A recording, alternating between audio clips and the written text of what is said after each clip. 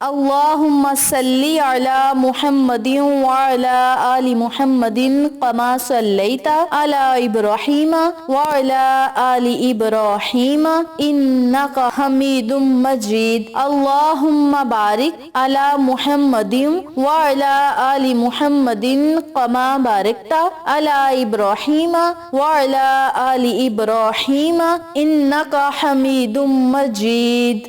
محترم سامعین، السلام علیکم ورحمۃ اللہ وبرکاتہ۔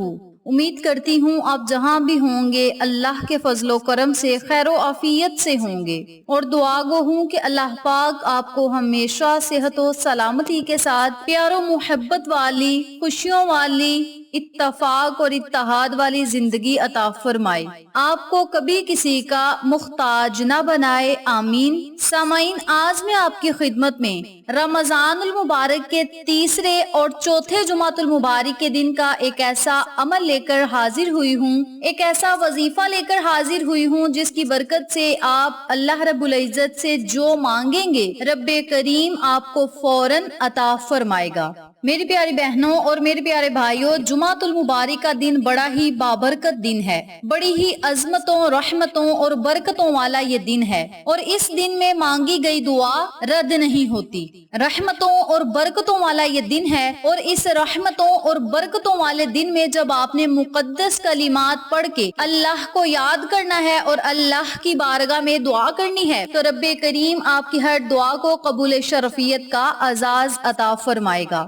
آج میں آپ کو جو عمل بتاؤں گی، جو وظیفہ بتاؤں گی، 20 رمضان یعنی رمضان کے تیسرے جمعہ کا خاص وظیفہ ہے۔ ماہ رمضان کی ہر گھڑی رحمت کی گھڑی ہوتی ہے، قبولیت کی گھڑی ہوتی ہے، اور جمعہ کا دن تمام دنوں کا سردار ہے، اور جمعہ کا دن بھی قبولیت کے لحاظ سے انتہائی خاص ہے۔ تو ماہ رمضان کے جمعہ کو آپ یہ عمل لازم کریں، چاہے آپ یہ وظیفہ رمضان کے تیسرے جمعۃ المبارک کے دن کر لیں یا چوتھے جمعۃ المبارک کے دن کر لیں۔ اس کے علاوہ رمضان المبارک میں جتنے بھی جمعۃ المبارک کے دن آئیں ان دنوں میں آپ اس عمل کو، اس وظیفے کو لازم کریں۔ اس عمل کی برکت سے، اس وظیفے کی برکت سے آپ اللہ سے جو مانگیں گے رب کریم آپ کو ضرور عطا فرمائے گا۔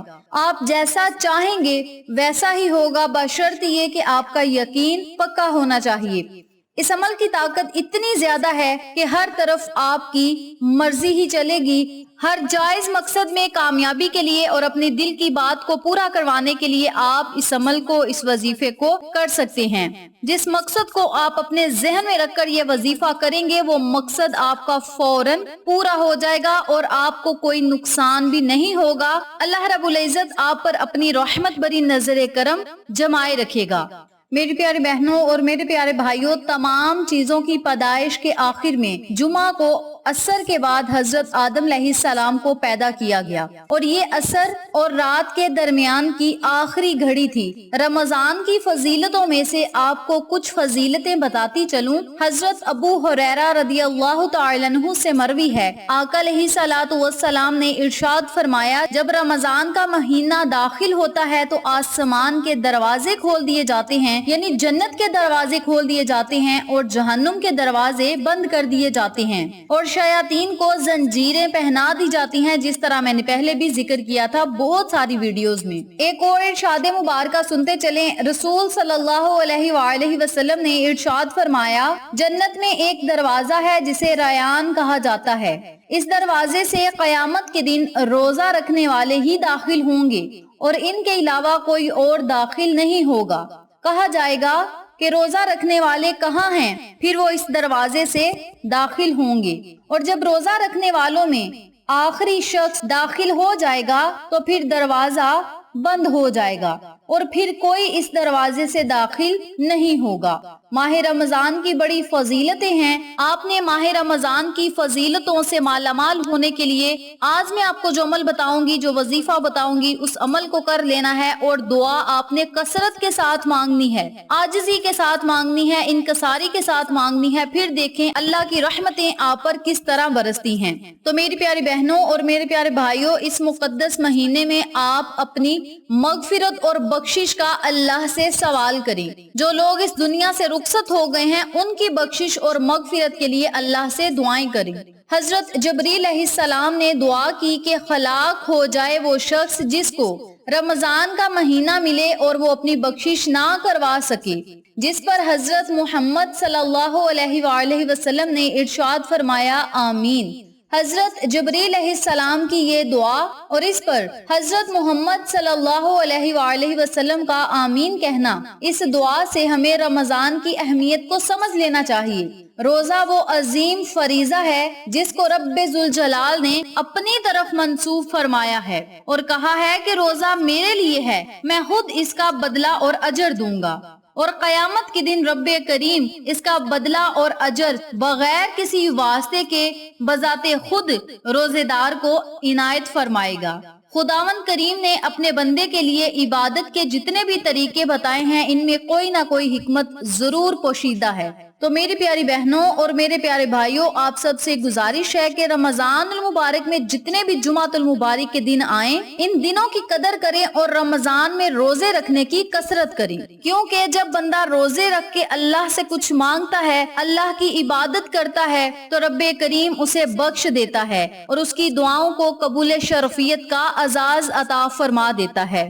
وقت کی نزاکت کو مد نظر رکھتے ہوئے ہم اپنے مقصد کی طرف چلتے ہیں۔ وظیفہ ذکر کرنے سے پہلے میری آپ سے گزارش ہے کہ ویڈیو کو آخر تک ضرور دیکھیے گا، اور جن لوگوں نے ابھی تک میرے چینل اقصیٰ اسلامک ایجوکیشن کو سبسکرائب نہیں کیا، وہ نیچے موجود لال رنگ کے بٹن کو دبا دیں اور ساتھ موجود گھنٹی کے بٹن کو دبا دیں تاکہ میری ہر نئی آنے والی ویڈیو کی اپڈیٹ آپ تک بآسانی پہنچ سکے۔ جزاک اللہ۔ اسی کے ساتھ میری آپ سے گزارش ہے کہ میرے چینل پہ آپ کو جتنے بھی چینلز کا شارٹ آؤٹ دیا جائے، ان چینلز پہ جائیں، سبسکرائب کریں، لائک اینڈ شیئر کریں، ہمیں سپورٹ کریں۔ آپ لوگوں کی سپورٹ ہماری کامیابی کا ذریعہ بنے گی۔ اب میں آپ کو عمل بتانے لگی ہوں، توجہ سے ملاحظہ فرمائیں۔